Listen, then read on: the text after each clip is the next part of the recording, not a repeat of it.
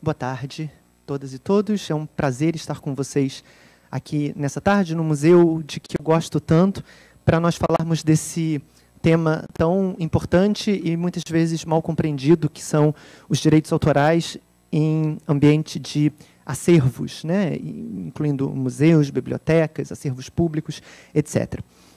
Eu preparei uma apresentação em partes. Na primeira, eu nem quero consumir muito tempo, mas eu preciso me assegurar de que alguns fundamentos de direito autoral sejam bem compreendidos. E eu queria começar fazendo uma pergunta muito simples para vocês. Quem aqui já leu a Lei de Direitos Autorais ou está razoavelmente acostumado com seus termos? Levanta assim a mão. Poucas pessoas. Bom, ler, você leu, né? Agora, se entendeu, é outra história, né? Eu sei.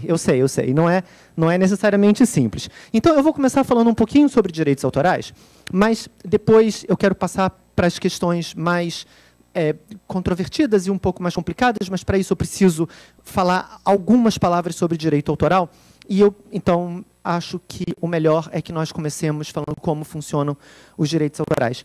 Direito autoral é ensinado nas faculdades de Direito, muitas vezes não é ensinado. Eu me formei pela UERJ, não tive direitos autorais na faculdade, e mesmo hoje em dia não é todo curso de Direito que oferece, mas é uma matéria que deveria estar dentro da propriedade intelectual. A propriedade intelectual é normalmente dividida entre direito autoral de um lado e propriedade industrial do outro. No lado da propriedade industrial estão marcas, estão patentes, estão desenhos industriais, que são irmãos do direito autoral, mas seguem um outro sistema. Né? Os pressupostos de proteção, a forma de proteção, são um pouco distintos. Dentro da Lei de Direitos Autorais, que é essa lei aqui, 9.610, inclusive eu vou fazer referência breve a alguns artigos. Toda vez que eu fizer referência a algum artigo, é essa lei que eu estou me referindo. Né? Ela protege dois grupos de pessoas. Autores, né? Veremos quem são autores, mas autores, intuitivamente, sabemos, pessoas que criam obras. E um outro grupo, chamado titulares de direitos conexos, que são os intérpretes e executantes, os produtores fonográficos e as empresas de radiodifusão.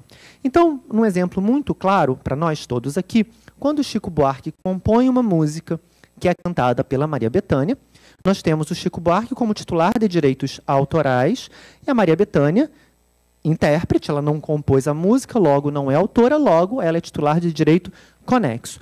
A Lei de Direitos Autorais protege ambos, né, de maneiras distintas, um como autor, outro como titular de direito conexo, mas protege ambos. Para você proteger uma obra por direito autoral, diferentemente das marcas e das patentes, você precisa ter uma obra estética, porque o direito autoral protege aquilo que se relaciona com as artes, com o entretenimento, com a cultura. Se a obra for de natureza utilitária ou técnica, ela vai ser protegida pela propriedade industrial, não pelo direito autoral. Tem que ter sido exteriorizada, porque é impossível proteger algo que está na cabeça de uma pessoa, né? Eu tenho que externalizar. Mencionarei também, farei um comentário sobre isso daqui a pouquinho. Tem que ser minimamente original. Toda propriedade intelectual funciona assim. Eu preciso da originalidade. Sem originalidade, eu não protejo direito autoral, não protejo marca, não protejo patente. Também voltarei a isso daqui a pouquinho. E tem que estar dentro de um prazo de proteção, que hoje, imagino vocês devem saber, o prazo de proteção padrão do Brasil é vida do autor, mais quantos anos?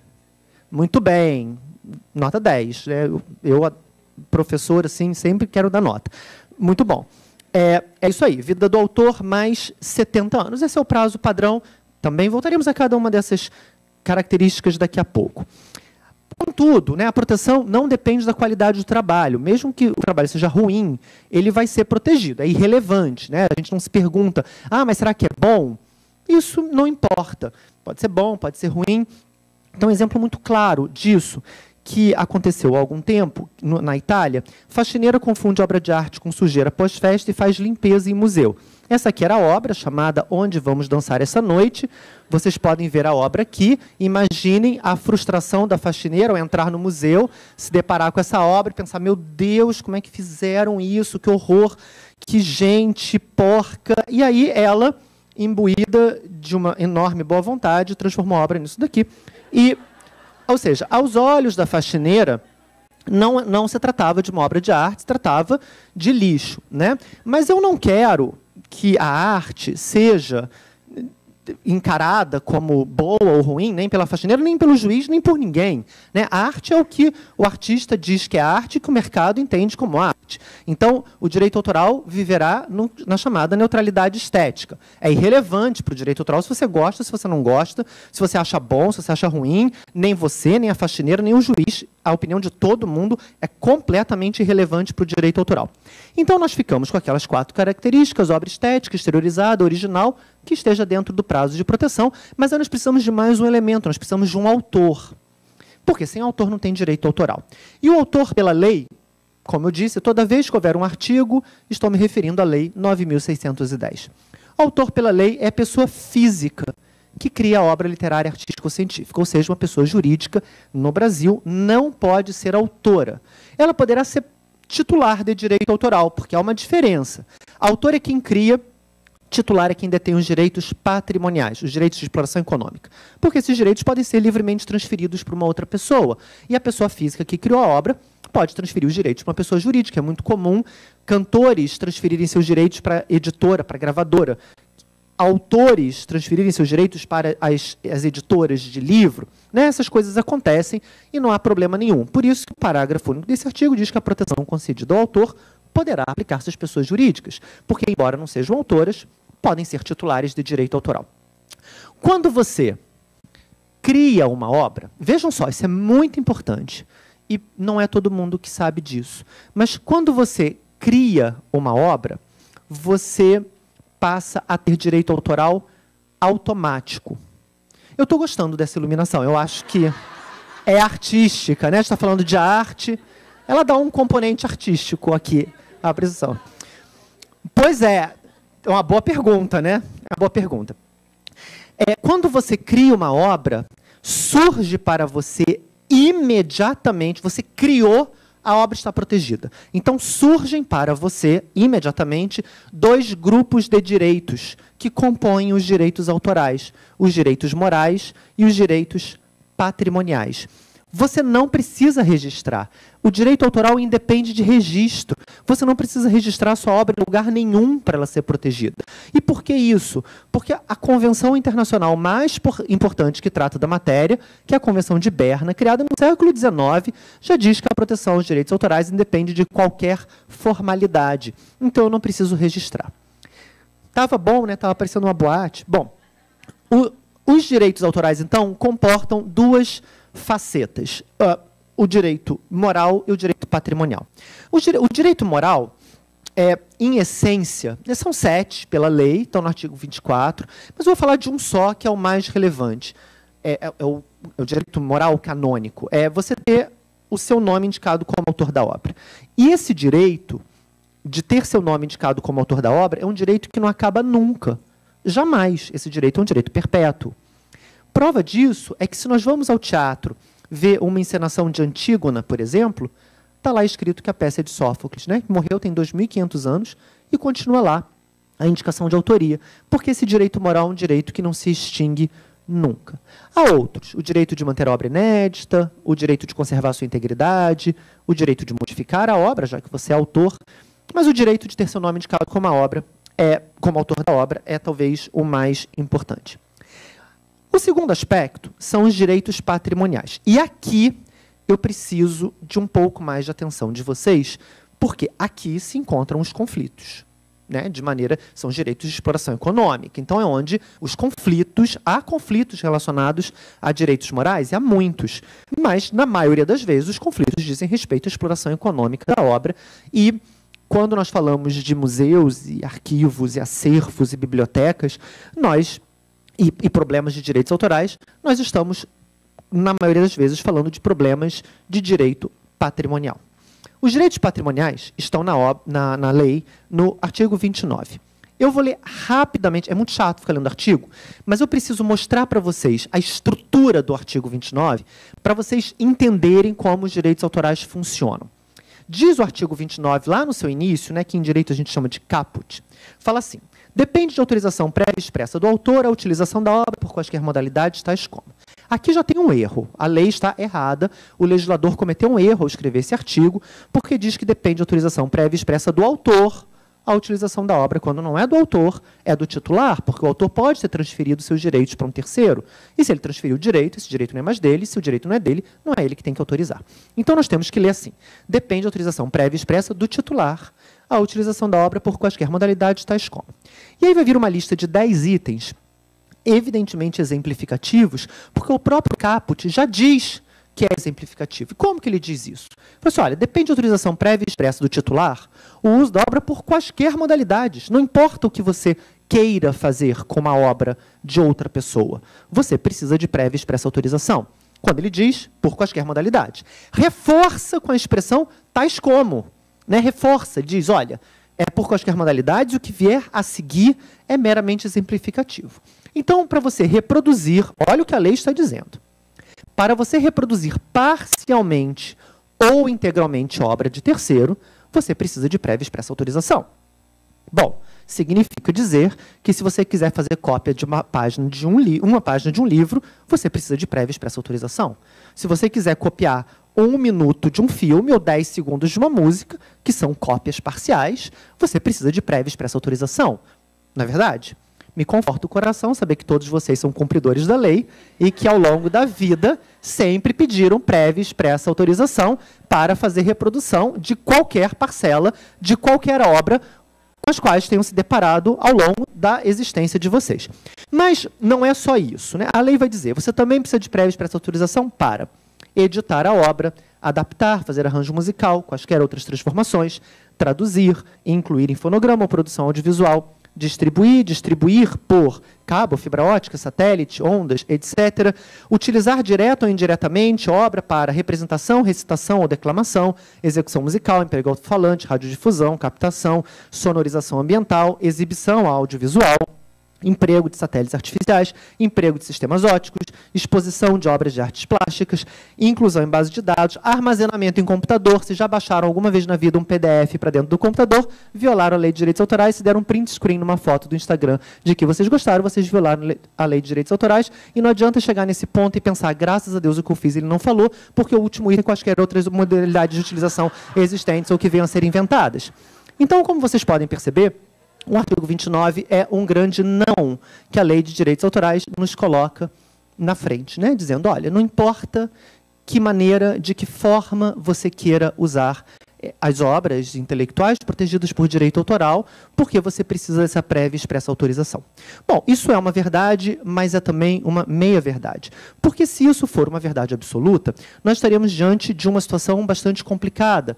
Porque se eu tiver que ler o artigo 29 sem qualquer flexibilização, sem qualquer exceção, todos nós cometemos ilícitos civis, né, não criminais, mas ilícitos civis, o tempo inteiro, porque nós fazemos isso, todos nós fazemos isso o tempo inteiro.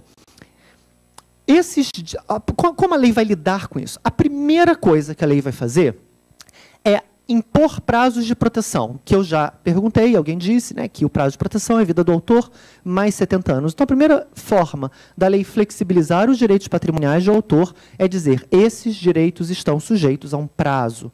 E esse prazo se extingue, esse prazo acaba. E os prazos estão aqui.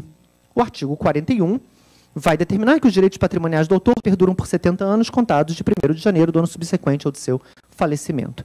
Então, o direito autoral patrimonial é um direito sujeito a um prazo de proteção, fim do qual a obra ingressa em domínio público. Os direitos morais não necessariamente estão sujeitos a um prazo de proteção. Como falei para vocês, o direito moral de ter seu nome indicado como autor da obra é um direito que não se esgota com o tempo. É um direito que, mesmo com o passar dos séculos, continua sendo preservado. Mas os direitos patrimoniais, aqueles todos que eu mostrei para vocês, se esgotam com a vida do autor mais 70 anos. Há algumas exceções. A mais importante delas, eu acredito para vocês, é a do artigo 44, que determina que o prazo de proteção aos direitos patrimoniais sobre obras audiovisuais e fotográficas é de 70 anos contados da divulgação da obra.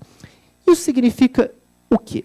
Significa que fotografias divulgadas até 31 de dezembro de 48, porque o prazo sempre começa a contar de 1º de janeiro do ano subsequente, né? Vocês estão vendo aqui.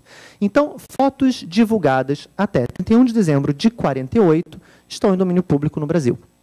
Filmes, obras audiovisuais divulgadas até 31 de dezembro de 48 estão em domínio público no Brasil. Para todo o resto, música, pintura, escultura,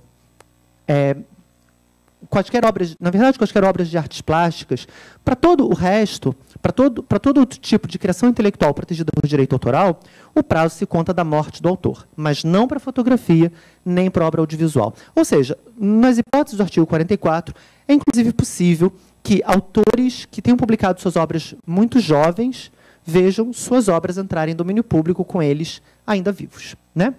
E aí vai haver um artigo seguinte, que é o 45, que é o artigo de fechamento do capítulo de domínio público, que determina que, além das obras em relação às quais decorreu o prazo de proteção, então, além daquelas obras previstas no artigo 41, no artigo 44, aqueles prazos previstos, também entram em domínio público obras de autores falecidos que não tenham deixado sucessores. Então, a pessoa morreu sem herdeiros, sem pai, mãe, filho, filha, irmão, irmã, tio, primo, sobrinho.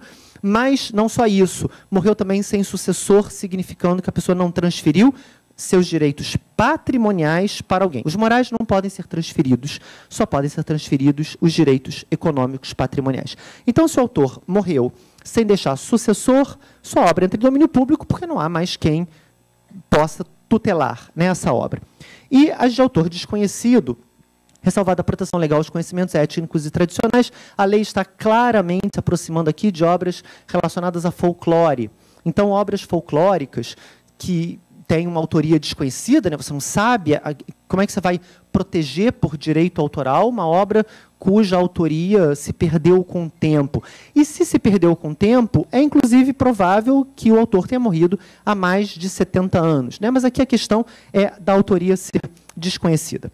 Bom, esses são os elementos de direito autoral que, nesses primeiros 20 minutos, eu queria compartilhar com vocês, para que vocês se lembrem, porque, a partir de agora, eu vou falar sobre usos livres e os dilemas que acervos enfrentam ao terem que lidar com a dinâmica dos direitos autorais, especialmente no mundo digitalizado, né, que é o mundo em que nós vivemos.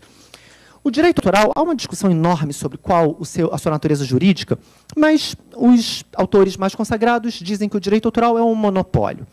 Não é uma propriedade, mas é um monopólio, né? Você cria alguma coisa, a gente pode justificar isso por uma teoria inglesa que você faz jus ao fruto do seu trabalho, ou pela teoria francesa, você faz jus ao fruto de algo que é uma emanação da sua personalidade, mas qualquer que seja a teoria, gera um monopólio para você. Você criou aquilo e o Estado, então, tutela, te dá um prazo de proteção. Se foi você que criou, quer seja por ser fruto do trabalho, quer seja porque é uma representação da sua personalidade, você vai ter um prazo de exclusividade, né, que os autores vão chamar de uma exclusiva. Então, no Brasil, hoje, esse prazo é vida do autor mais 70 anos, ou para fotografias e obras audiovisuais, 70 anos contados da divulgação.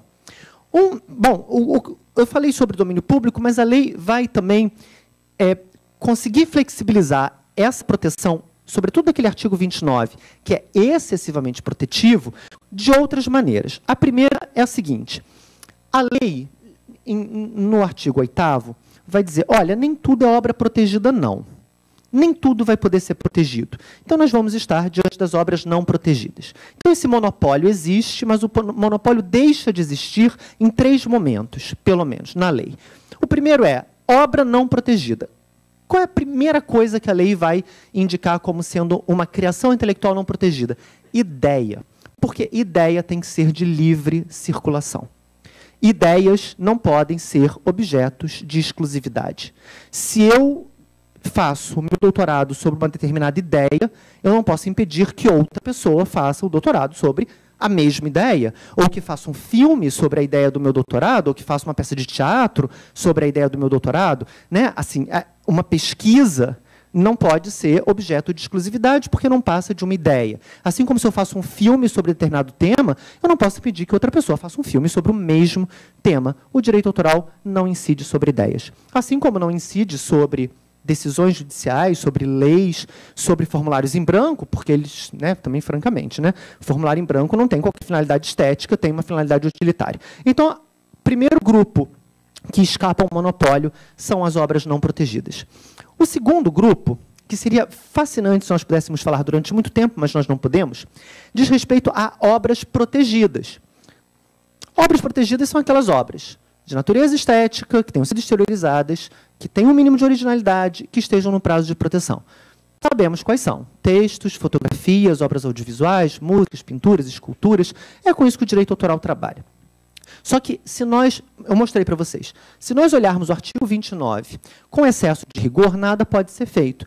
Então, a lei cria um sistema de contrapeso, que é o capítulo das limitações aos direitos autorais. E para que servem as limitações? Para que, enquanto a obra está protegida, você possa fazer uso da obra sem aquela prévia e expressa autorização. Onde que eu vejo isso? No direito de citação, por exemplo. Eu posso citar qualquer obra que eu queira, sem a prévia e expressa autorização.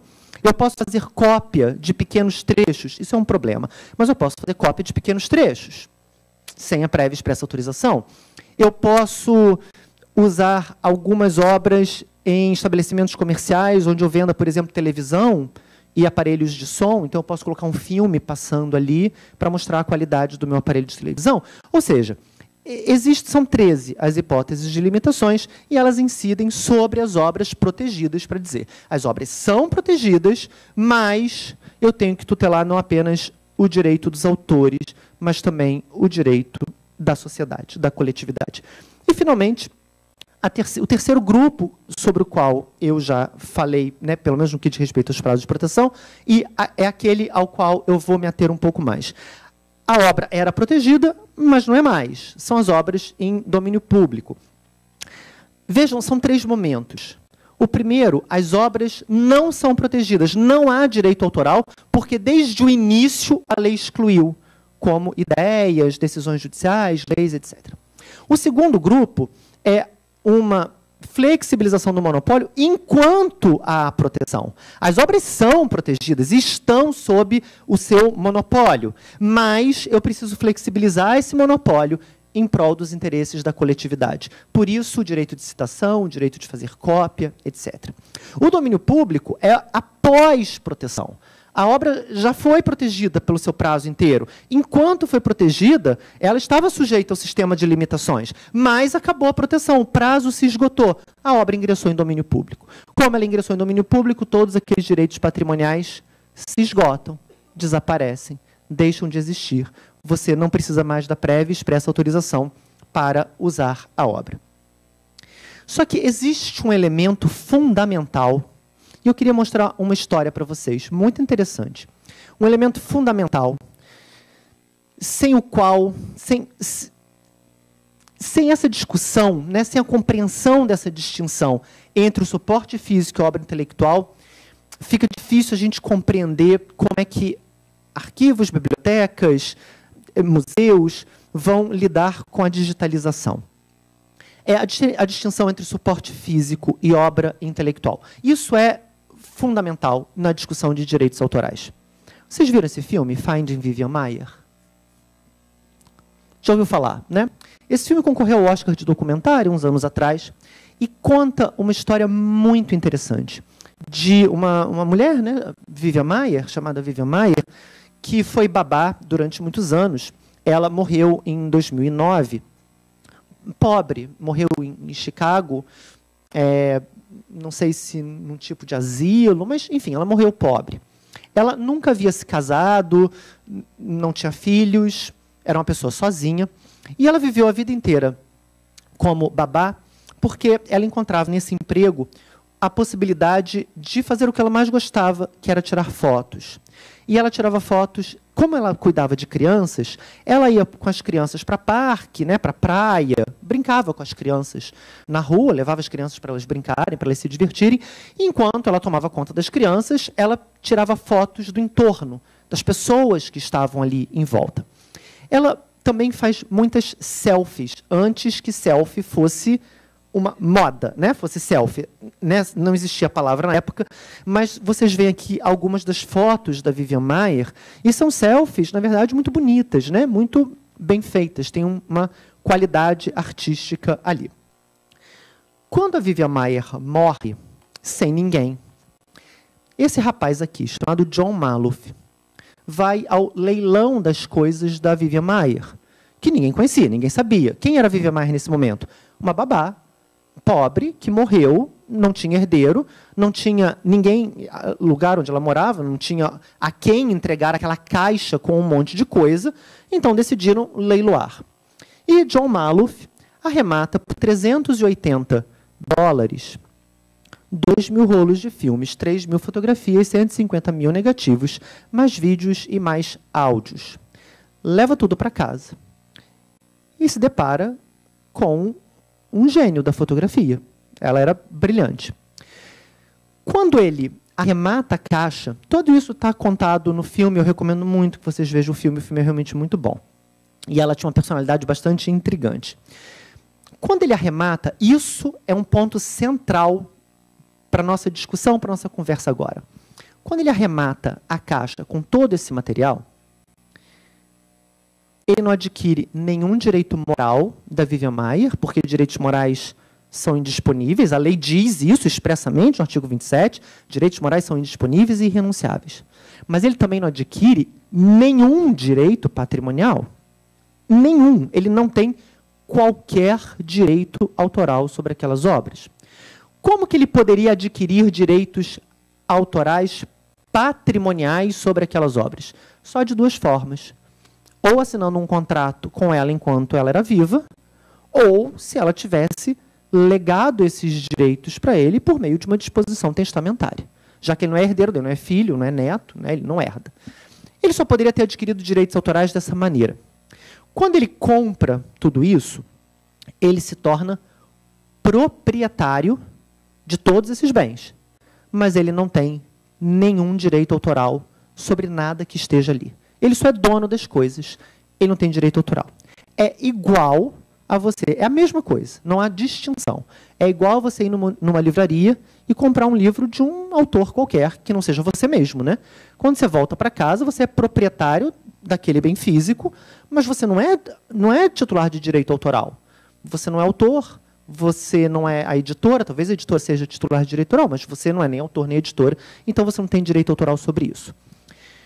Como é que o John Maloof vai lidar com esse material? Bom, vamos olhar pela perspectiva da lei brasileira, a lei americana é um pouco diferente, mas é possível que a resposta seja, se não a mesma, muito parecida. A Vivian Maier morreu sem deixar qualquer sucessor. Logo, se não há sucessor, a obra dela está em domínio público, porque não tem herdeiro, não tem sucessor, não tem quem a suceda na proteção desses direitos. Se isso é verdade, o John Maloof pode explorar as obras economicamente. Ele pode fazer livros, só que ele não pode impedir que terceiros também façam, porque ele não tem um direito de exclusividade sobre essas obras. Então, ele pode pode explorar a obra economicamente, mas ele não pode ser o titular exclusivo, porque não há titularidade, porque não há exclusividade, porque não há causa para ele ter essa exclusividade. Bom, o que ele faz na prática? Ele procura por algum herdeiro da Vivian Maier, né? Claro, ele precisa saber se ele pode usar essas obras. E aí ele encontra um primo distante. E assina com o primo, provavelmente assina com o primo, um contrato. Eu não sei os termos desse contrato, mas o primo autorizava o John Maloof a explorar economicamente aquelas obras. E ele começa a explorar e a vender livros e tal. O que acontece logo depois? Surge um outro primo, que provavelmente nunca tinha visitado a Vivian Maier, nem sabia da existência dela, mas na hora que ele viu que as obras dela estavam ganhando alguma projeção econômica, ele apareceu, né, para reivindicar seu quinhão naquela exploração econômica dos direitos autorais patrimoniais. E aí surge uma disputa, porque quando o primeiro primo foi contratado, ele provavelmente não sabia, ninguém sabia ainda do valor econômico das obras. E ele, então, pode ter autorizado, provavelmente por algum valor, mas ele autoriza meio sem saber o valor artístico das obras. Quando o segundo primo aparece, já tornou público, já se sabe que é Vivian Maier, e aí ele aparece provavelmente demandando muito mais do que o primeiro. E eu me lembro, como esse caso é um caso muito famoso e muito interessante, eu me lembro de ter visto vários livros sobre a Vivian Maier, um pouco depois da morte dela, lá para 2012, 2013, e esses livros sumiram. E eu, hoje à tarde, pesquisei para falar para vocês, parece que, de fato, houve uma disputa judicial, de fato, as obras dela desapareceram, e agora vai ter na Inglaterra, ou teve em junho, ou vai ter agora, uma primeira exposição dela depois de todo esse imbróglio jurídico, né? Aqui uma notícia: parentes brigam com relação às fotos raras de Vivian Maier. Então, a primeira coisa que é muito importante para a gente entender é que o bem físico não se confunde com o bem intelectual.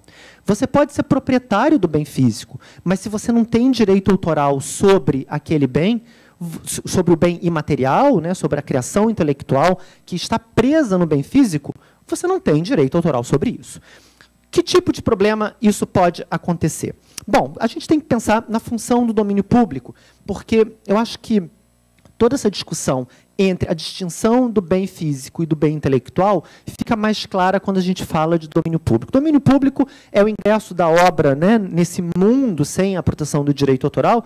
E quando o Pequeno Príncipe entrou em domínio público no Brasil 3 anos atrás, houve uma explosão de livros do Pequeno Príncipe. Claro, porque não existe mais um monopólio, todo mundo pode publicar, né, modificar, fazer o que quiser. Então, nós temos aqui esse resultado de 108 edições do Pequeno Príncipe na Livraria da Travessa, incluindo o Pequeno Príncipe para colorir, o Pequeno Príncipe A Turma da Mônica, esse misterioso Pequeno Príncipe descobre o mosteiro, não faço ideia do que pode ter acontecido ao Pequeno Príncipe, mas todas essas obras são obras lícitas, legais, nenhum problema do ponto de vista do direito autoral. Mas eu queria contar 3 casos para vocês que eu acho que ajudam a ilustrar as dificuldades e os problemas que nós vemos nos arquivos públicos, não só no Brasil, mas também no mundo. Esse primeiro caso que eu queria contar para vocês aconteceu no Canadá e dizia respeito a um pintor chamado Paul Kane. O Paul Kane havia vivido no estado de Manitoba e vivido no século XIX. E essa história acontece em 2004. Então, é uma história que acontece muito tempo depois de ele ter vivido. Ele foi um pintor que pintou nativos canadenses e era famoso por isso. Então, aqui nós temos 3 pinturas do Paul Kane.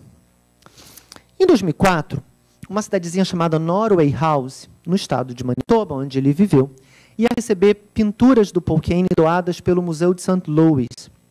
E eles queriam, então, fazer um folder, uma publicação comemorando, celebrando que eles estavam recebendo aquelas pinturas, né, de um pintor local.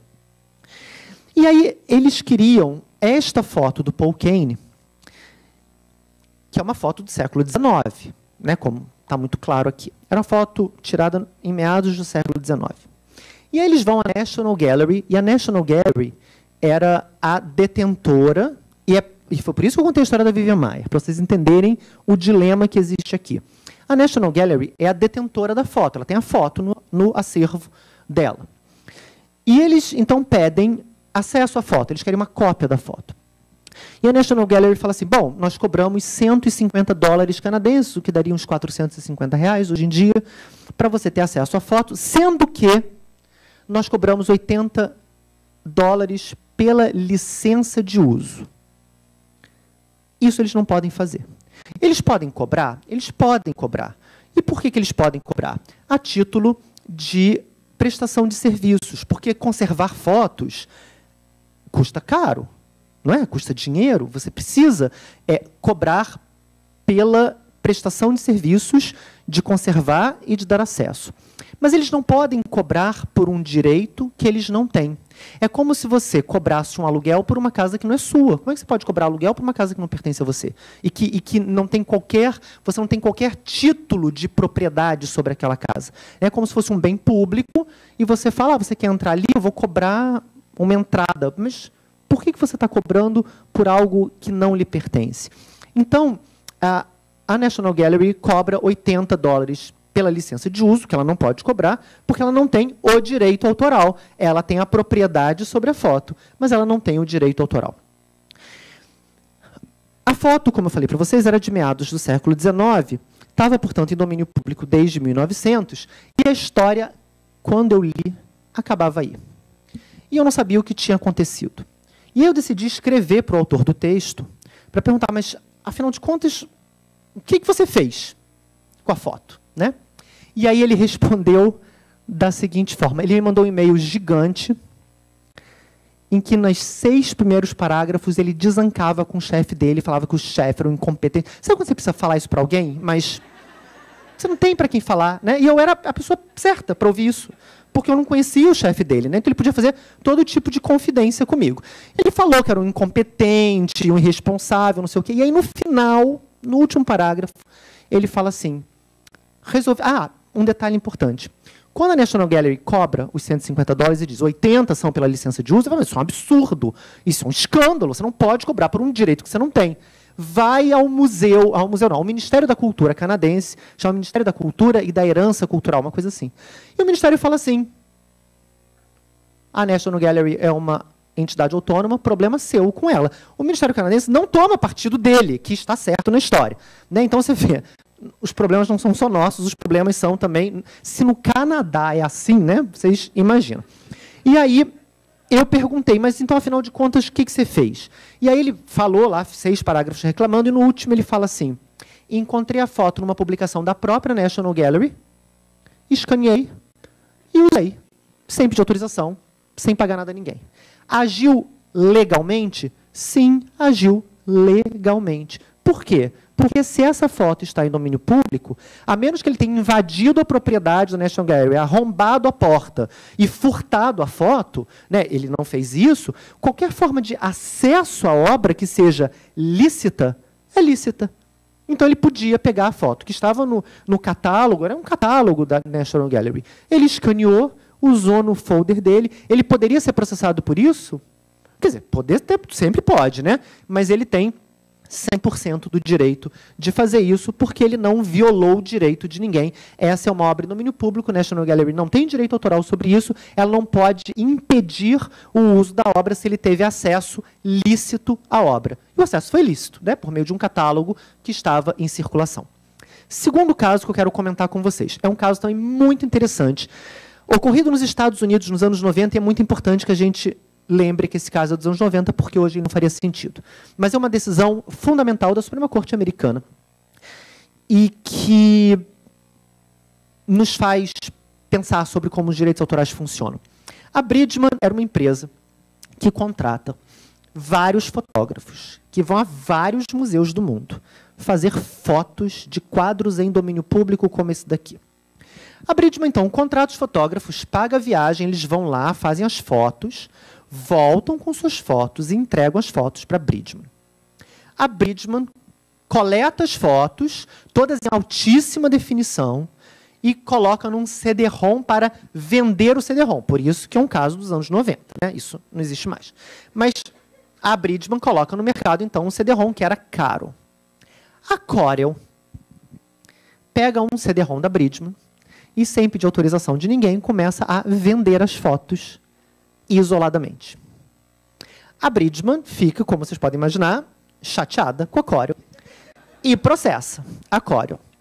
E aí, essa disputa vai parar na Suprema Corte Americana. Em síntese, a disputa é a seguinte.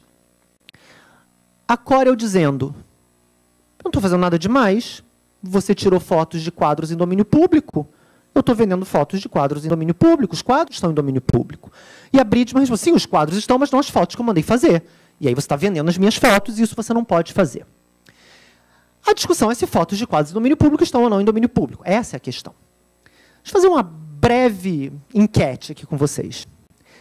Quem acha que a Bridgman tem razão? Aqui contratou os fotógrafos, mandou os fotógrafos e diz que as fotos dos quadros estão protegidas por direitos autorais. Levanta a mão, sim, para ter ideia. Quem acha que a Corel tem razão, que está vendendo os quadros, as fotos sem autorização? Não, não. Não, o fotógrafo só fez... o fotógrafo tirou as fotos e entregou para a Bridgman. Ele não tem mais nada a ver com isso. A opção 1 é quem tem a razão, né? A Bridgman, que foi quem contratou os fotógrafos e fez o CD-ROM. E está dizendo que as fotos estão protegidas por direito autoral. Essa é a opção 1. A opção 2, quem tem razão é a Corel, que pegou as fotos da Bridgman e saiu vendendo sem autorização. Os fotógrafos não têm nada a ver com isso. Eles só fizeram as fotos e entregaram para a Bridgman. Eles são coadjuvantes na história, né? Eles fizeram as fotos, entregaram e saíram de cena. Então, repetindo, quem acha que a Bridgman tem razão? Aqui mandou fazer as fotos. Quem acha que a Corel tem razão? Quem pouco se importa com a minha pergunta, porque vários não responderam, vários não estão nem aí para o que eu perguntei. Não tem problema. Não, os dois estarem certos não é possível. Não, mas veja só. Claro, mas eu não estou dizendo assim que você fotografou o Pão de Açúcar e eu também fotografei o Pão de Açúcar. O que eu estou falando é que um fotógrafo foi lá no Museu Van Gogh e tirou uma foto do quadro do Van Gogh, daquele quadro. Não, mas é diferente de você fotografar um Pão de Açúcar e eu também. Já te mostro por quê. Gente, vamos pensar aqui comigo, né? Vamos pensar juntos, nós. Quando eu falei que nós precisávamos ter 4 requisitos para uma obra ser protegida por direitos autorais, qual era o mesmo? Obra estética, exteriorizada, originalidade. Tem originalidade aqui? Não tem, não. Porque a foto era uma reprodução perfeita do quadro. Isso, quando vai para a Suprema Corte, a Bridgman se defendia assim. Vejam só, não está em discussão, o fotógrafo não estava livre para escolher o ângulo, para escolher a distância, para escolher a iluminação, porque a instrução da Bridgman era, eu quero que a foto seja a reprodução mais fiel possível do quadro.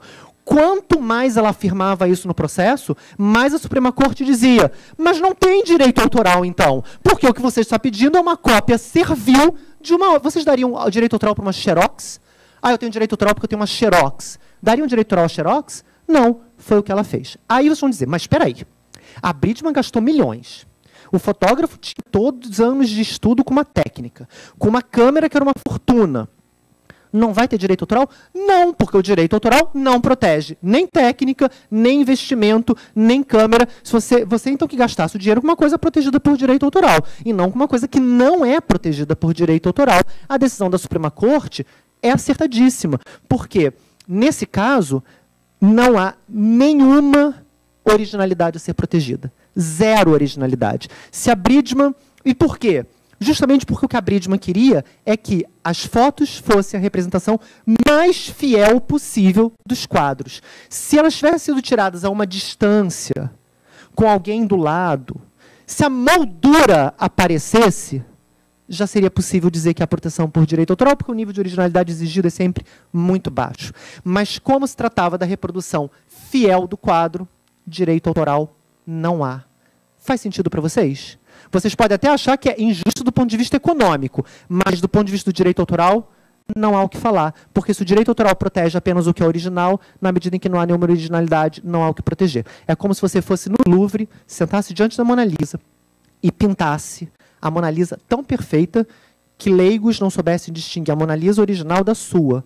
A sua Mona Lisa é protegida? Não, porque ela não tem nenhuma originalidade. Ela é tão igual a uma obra em domínio público que não há o que proteger, porque você não fez uma coisa nova. O direito autoral não protege a técnica, o direito autoral protege obras originais. Se não há originalidade, não há o que proteger. Um último caso aqui para a gente encerrar e eu poder ouvir um pouco vocês. Recentemente, houve uma discussão muito interessante na casa de Rui Barbosa, e aqui é para abrir e mostrar como é que o domínio público ainda vai tocar em outras searas do direito, e aí fica verdadeiramente complicado. Mário de Andrade morreu em 45, e aí sempre 1º de janeiro, do ano subsequente da sua morte, né? Então, em 45 mais 70 dá quanto? Somos de humanas, sei que é difícil, mas vamos lá. 45 mais 70 dá quanto? 2015. Então, a partir de 1º de janeiro de 2016, a obra do Mário de Andrade entra em domínio público. Quando entra em domínio público, entra tudo em domínio público, né? A obra entra sempre na íntegra, a menos que seja fotografia ou obra audiovisual. Mas, se não é fotografia ou obra audiovisual, a obra de um autor entra toda de uma vez em domínio público.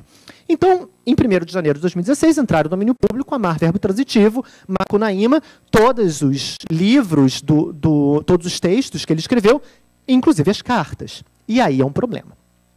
Porque todo mundo sabia que o Mário de Andrade tinha escrito uma carta para o Manuel Bandeira, eles eram muito amigos, uma carta do final dos anos 20, eu acho, em que o Mário de Andrade dizia que ele, Mário de Andrade, era homossexual, e confessava isso ao Manuel Bandeira.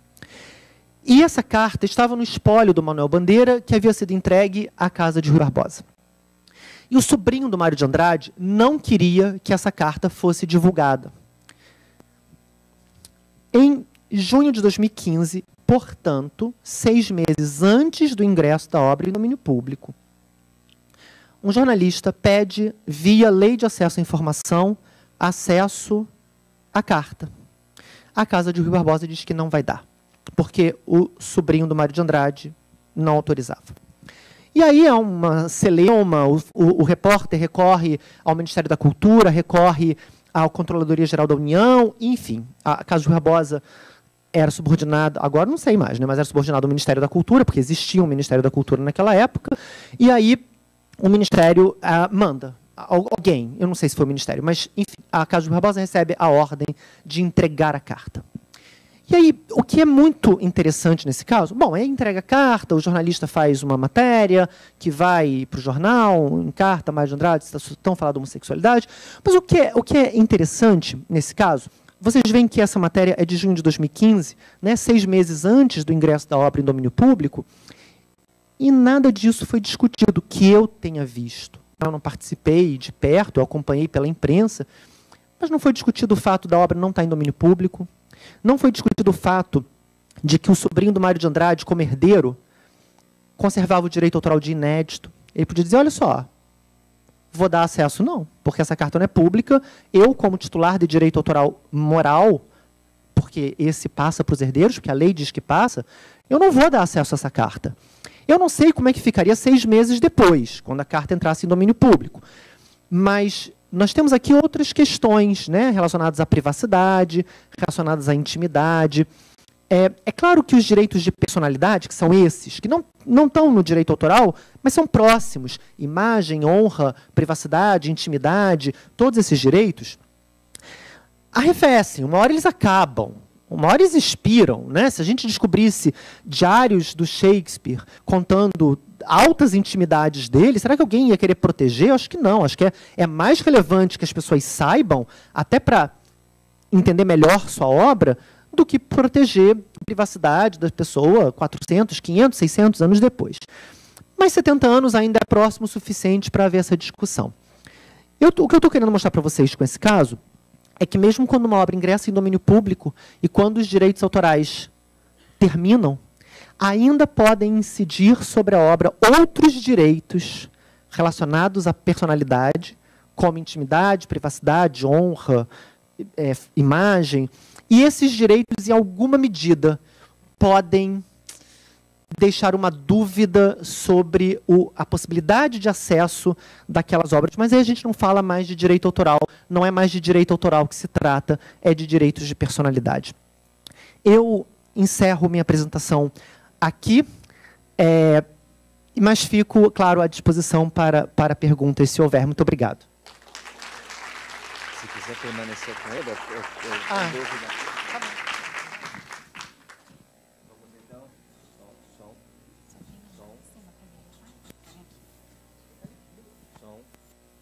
Quer usar o meu? Obrigado. Perguntas? Sim? Sim. Tá bom. Oi, Sérgio. Boa Oi. tarde. Eu sou o Wellington, da Biblioteca Nacional, e você disse que as obras independem de registro. Então, a gente tem lá o EDA, que é o Escritório de Direitos Autorais da Biblioteca Nacional, e como que o autor, como que fica o plágio, nesse caso, assim, hoje, as pessoas que têm as obras registradas no EDA, elas têm como provar que aquelas obras foram produzidas por ela, pela data de registro, coisa e tal. E os autores que não têm isso e que a obra não foi publicada ainda, por exemplo, sei lá, eu sou seu amigo, você tem lá uma obra, escreveu, é na gaveta, eu pego e aquilo lá público como se fosse meu. Como que eu provo que aquilo era meu? Quais são as provas cabais que hoje a lei diz, não, esse é seu, não é seu? Como que fica esse caso? A sua pergunta é fundamental, né?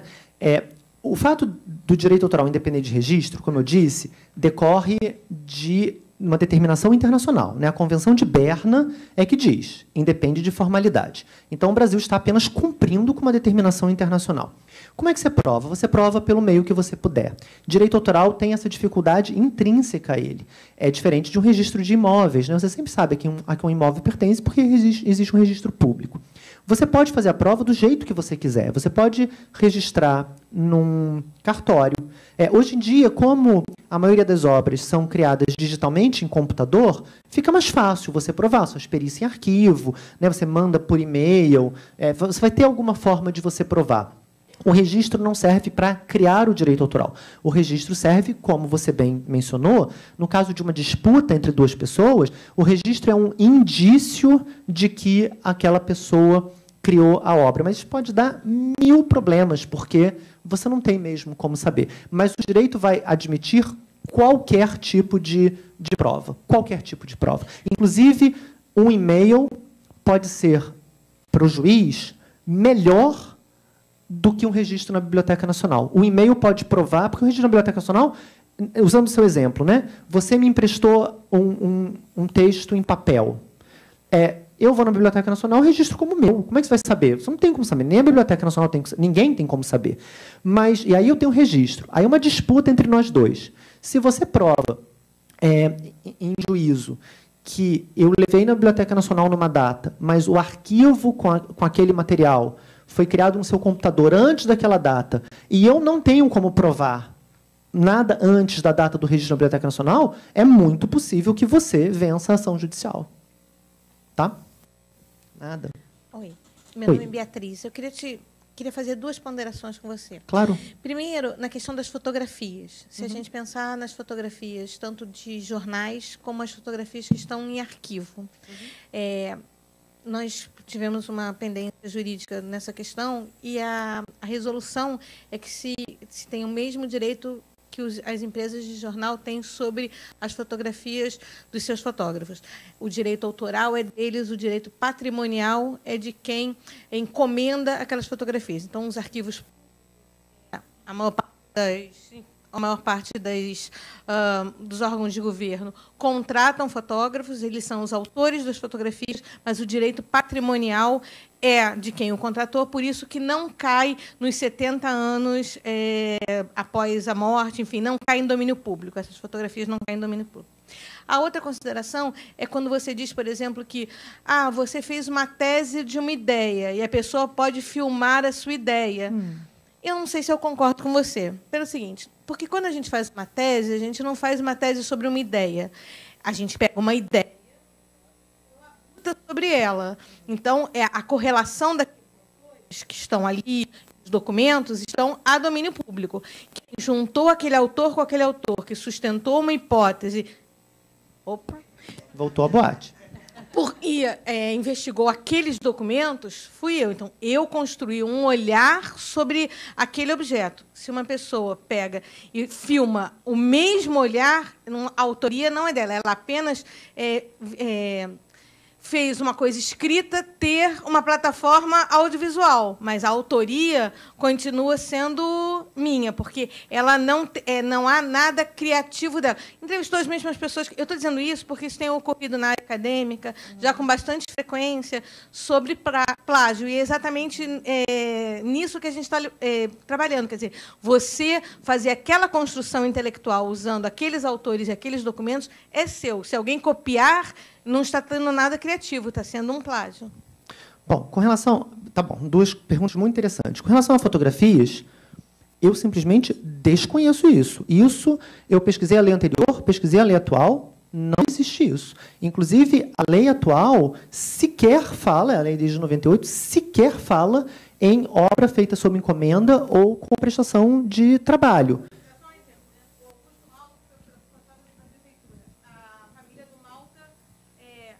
família do Malta entrou contra a prefeitura dizendo que não, que todo o acervo era dele. E em juízo se provou assim, a autoria é dele, o patrimônio é da prefeitura. E agora, por exemplo, no legado olímpico, a gente fez questão de fazer da mesma maneira. A autoria do fotógrafo, o legado é da instituição que paga, que é como para o fotógrafo de jornal. Quando ele vai embora do jornal, ele não pode carregar o seu acervo. Ele trabalhou para aquela instituição, recebeu um salário, produziu aquilo, e aquilo fica como patrimônio do jornal. Olha, eu nunca vi isso em lugar nenhum. Inclusive, a lei... Vou dar um dado muito importante para vocês. A lei anterior de direito autoral, a lei que vigorou de 73 a 98, com relação a obras fotográficas, falava o seguinte, é de 60 anos contados da produção, ou seja, divulgado ou não, entra em domínio público. E não há exceção na lei para isso. Isso não faz sentido para mim, porque, bom, na lei não tem razão para isso acontecer, porque isso não está previsto na Convenção de Berna, isso não estava previsto nem na lei de 73, nem na lei de 98. Então, me causa muito espanto isso, porque, para mim, isso é ilegal, na verdade. Com relação à tese, depende. Se você pega uma obra, e eu vou dar um exemplo para você. Se você pega uma obra acadêmica e filma na mesma ordem, com o mesmo fluxo de ideias, com as mesmas citações, com as mesmas pessoas, com as mesmas fontes, é possível. Agora, se você usa só ideias que estão ali, as ideias são livres, como eu disse. Vou dar um exemplo muito ilustrativo. Uns anos atrás, vocês devem se lembrar, uma minissérie chamada Aquarela do Brasil, que a Globo fez no ano 2000. E essa minissérie gerou uma ação judicial que foi para o STJ. Vejam só que interessante. Uns anos antes, em 96 ou 97, uma autora chamada Eliane Gunning foi à Globo, levou uma sinopse e falou assim, queria fazer... Aqui é uma sinopse, eu queria fazer com vocês uma minissérie, uma novela, não sei, chamada Aquarela do Brasil, que contava a história de uma moça do interior que ia para uma cidade grande, não sei se São Paulo, Rio de Janeiro, durante a Segunda Guerra Mundial, se envolvia num triângulo amoroso. A Globo lê e fala assim, não quero fazer, obrigado.